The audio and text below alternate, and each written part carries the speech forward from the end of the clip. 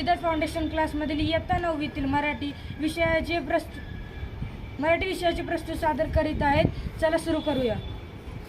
क्रमांक 1 वंदे वंदे मातरम। आपल्या अलौकिक प्रतिमेमुळे आधुनिक वाल्मिकी म्हणून प्रसिद्ध असणारे ग दिमा यांच्या प्रखर राष्ट्रभक्तीने प्रेरित स्वातंत्र्यासाठी हुतात्म्य पत्करलेले वीर भारतपुत्रांच्या कृतज्ञतेविषयीचे हे गीत आहे। प्रस्तुत गीत चैत्रबन या काव्यसंग्रहातून घेतलेले आहे।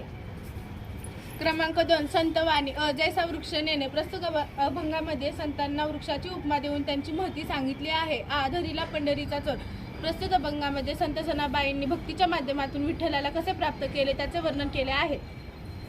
क्रमांक 3 कीर्तिकटी याचा दृष्टांत कोणत्याही जीवकारापासून दूर राहत नाही हे स्पष्ट करण्यासाठी प्रस्तुत लिहिणे चक्रधर स्वामी यांनी कीर्तिकटीच्या दृष्टांतामध्ये सांगितलेले आहे। कोणत्याही कामाचा किंवा व्रतस्थपणाचा अहंकार बाळगणे हा सुद्धा एक विकार आहे। प्रस्तुत हे लिहिणे पटवून दिलेले आहे।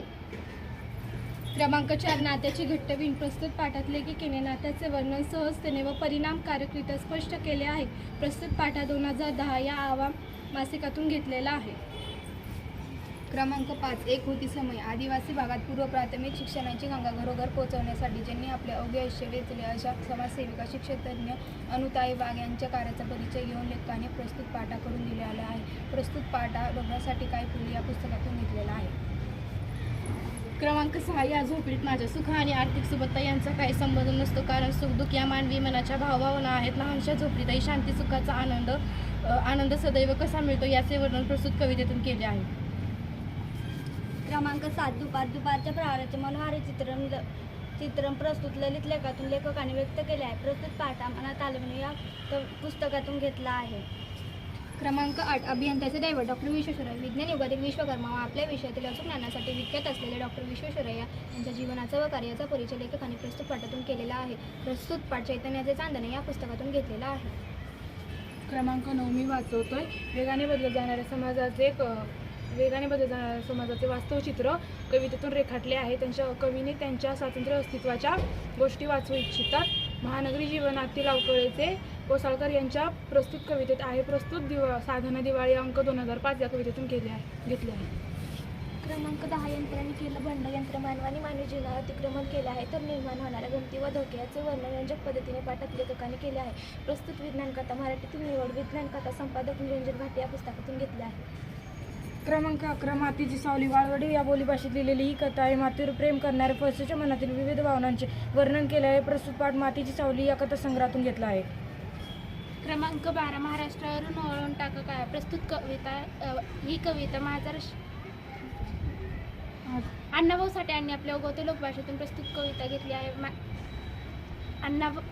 अण्णाभाऊ साठे यांनी आपल्या ओघवते लोकभाषेतून प्रस्तुत कविरचना ही घेतली आहे। महाराष्ट्रावरील त्यांचे प्रेम शब्दारे व्यक्त केले आहेत। प्रस्तुत कविता ही कविता माझ्या रशियाचा प्रवास या पुस्तकातून घेतली आहे।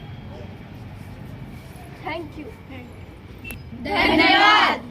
आदर्शवादी मुळगावकर श्री सुमंत मुळगावकर यांच्या कार्यपद्धती व कार्यकर्तृत्वाचा आढावा प्रस्तुत पाठातून घेतला आहे। प्रस्तुत पाठ उद्योजक श्री सुमंत मुळगावकर यांच्या अतुलनीय कार्याचा परिचय करून देणार आहे। यामुळे हा अग्रलेख लिहिलेला आहे। क्रमांक 15 निरोप। प्रस्तुत पाठांतरानं जाणाऱ्या आपल्या मुलाविषयी आईच्या विविध अंतःकरणातील विविध भावनांचे चित्रण कवितेतून घेतले आहे।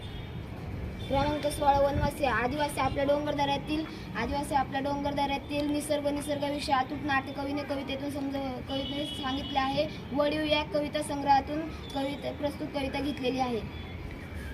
क्रमांक 17 ऑलिम्पिक वर्तुळाचा गोप। हे सामने भरवण्यामागील उद्दिष्ट कोणती? ऑलिम्पिक सामने सुरुवात का व कशी झाली? प्रस्तुत पाठ ऑलिम्पिक वर्तुळाचा गोप या पुस्तकातून घेतला आहे। क्रमांक 18 हसरे दुःख। प्रस्तुत पाठात चार्ली व त्यांच्या आईमधील प्रेमाचे वर्णन केले असून प्रस्तुत पाठात चार्लीच्या रंगमंचावरील पदार्पणाचे वर्णन केलेले आहे। प्रस्तुत पाठ हसरे दुःख या पुस्तकातून घेतलेला आहे।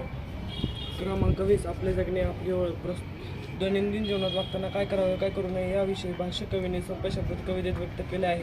प्रस्तुत पाठ गबाई ढगबाई या कवी संग्रहातून घेतले आहे। धन्यवाद।